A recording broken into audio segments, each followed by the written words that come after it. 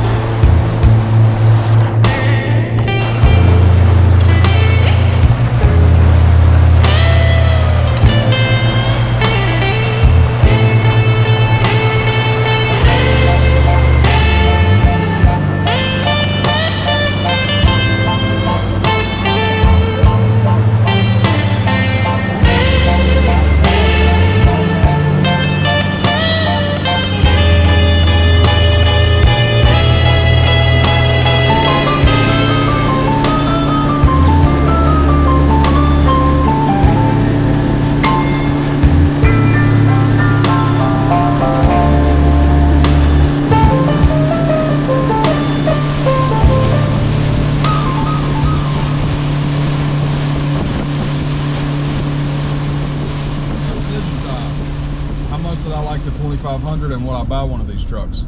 I wouldn't buy this specific truck. This is a base model, not a lot of features to be had, but that's what I wanted to get this one specifically for my test run with it. I wanted to see how I would like the way it pulled without taking maximum risk. I knew that I wouldn't be able to get my hands on something like a power wagon or one of the higher end HD trucks to tow a boat with, so I got my hands on the base model so I could test out how the truck pulled and stuff like that, and it pulled well. You could barely tell that the boat was back there, and I knew it would pull my boat with no problem, but I wanted to see exactly how it felt compared to my 1500. Now my 1500 that I had before pulled my boat with no problems either, but I had the T-Rex. I don't know if I want to go back down to a 1500, if I want to get a 2500, a power wagon, or do I just wait for 2022 and get another T-Rex?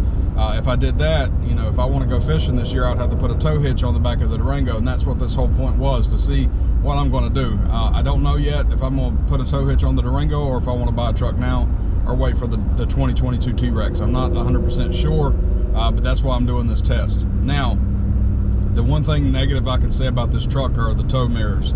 I don't like the mirrors at all. I don't like the way they look, and I don't like the way they look, and they were supposed to make towing easier. And maybe on the drive, towing was easier. But back in the boat into the lake was a complete and total wash for me. I had to completely ignore using the mirrors. My 1500, I could see perfectly in reverse using my mirrors and the reverse cam to back my boat right into the water. These extended out tow mirrors on the 2500, even though they're designed to make things like that easier, it just wasn't. Now maybe I'm using it wrong because it's my first time driving a big truck like this. Now, overall, I can say the trip was a success. Once we got to the water, I filmed a little bit when we were traveling to our fishing spot, but not much after that. I wanted to just focus on spending time with my family. It was my first day off since Christmas, really. I haven't taken a full day off with no work since Christmas, so I wanted to make sure that I had plenty of family time and I wasn't spending it filming a video. I appreciate you guys watching the video, and what do you guys think? Should I get another T-Rex next year, put a tow hitch on the Durango in the meantime, or should I just go ahead and buy a 2500 or a 1500 now and be done with it? I'm really sold on the T-Rex. I love the T-Rex and I miss the T-Rex. So I'm kind of leaning towards putting a tow hitch on the Durango and waiting for the T-Rex to come out next year. But I'm just, like I said, I'm fighting with myself over this thing. I'm never satisfied and I'm constantly changing things, so who knows what I end up doing. I appreciate you guys watching the video. Make sure you hit that like button and subscribe to the channel to see what we do exactly. Make sure you hit the notification bell so you get notified for all the videos. And I appreciate you guys watching. Y'all take it easy.